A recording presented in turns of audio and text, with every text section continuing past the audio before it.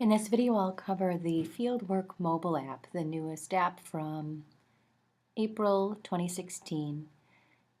When I enter in my email and password, I can hit the return key to see the login screen and log in to the current day on my app. So a few things to note. The three horizontal lines in the upper left corner is your menu. When you tap that, you have options to see whether you are online or offline, log out of the app, access your settings, your work pool, your customer list, and your calendar. Tapping on the calendar once again, I can see the current day's appointments.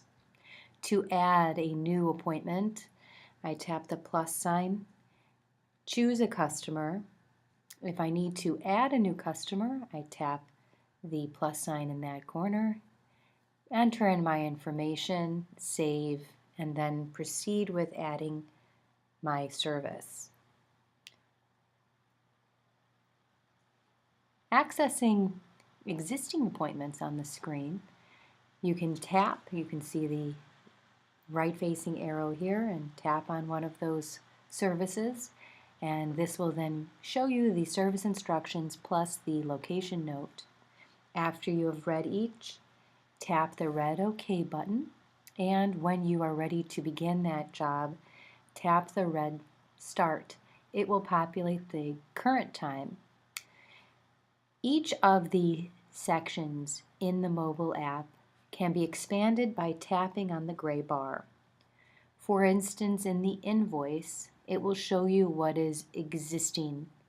If you need to add in anything, hit the gray Add button, type in what you are adding, the price, whether it's taxable, and save. If you need to delete anything, swipe from right to left and the red delete button will appear. In order to pay, hit the red Pay Now, and when there is a credit card on file, it will show you in this line up above the payment method. And if you wanted to scan a new card, hit the red Scan New Card. When you tap Payment Method, select the card on file, or for instance, this has a credit on the account or another payment method. So for this, I will pick the Visa, and that Visa will be charged once I save and complete this job. So right now I'll hit save, and the invoice is marked paid. When I want to hide all of that information, I tap the invoice bar once again, and it will hide everything.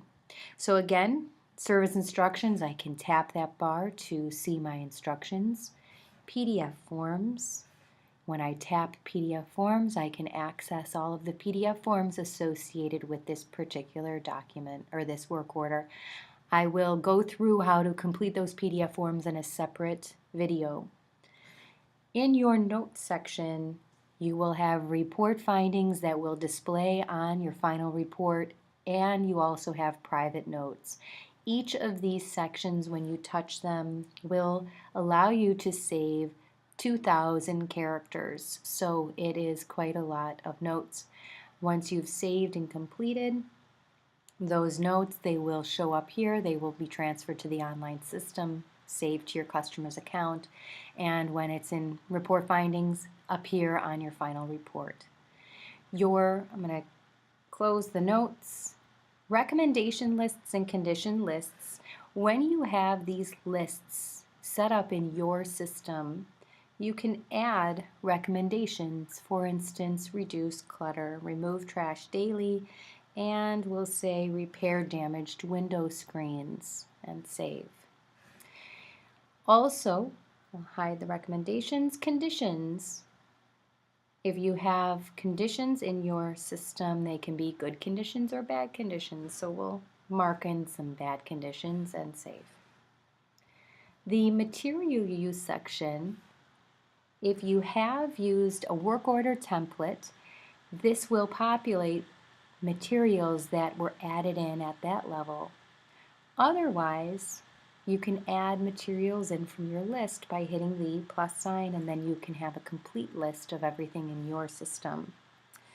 So I'm picking contract blocks. I'll say a quantity of 4 units. And the device will be bait station, method will be bait. I can add in my target pests.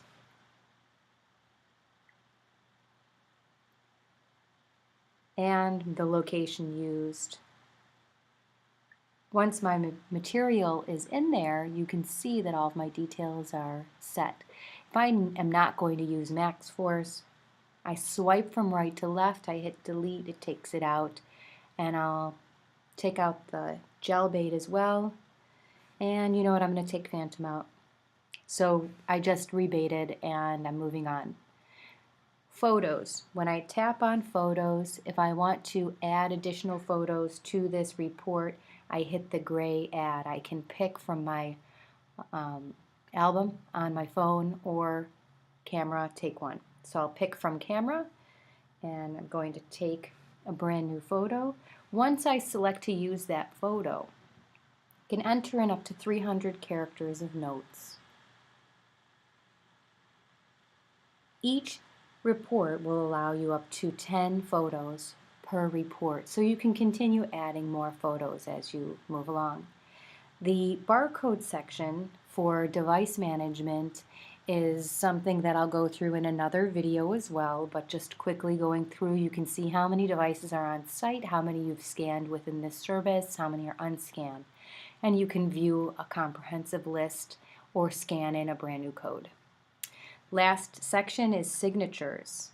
I touch to add in my customer and technician signature. When I touch to add, the screen goes in a landscape mode. I sign it and save. Once it's done, I can save and then preview this report prior to completing it.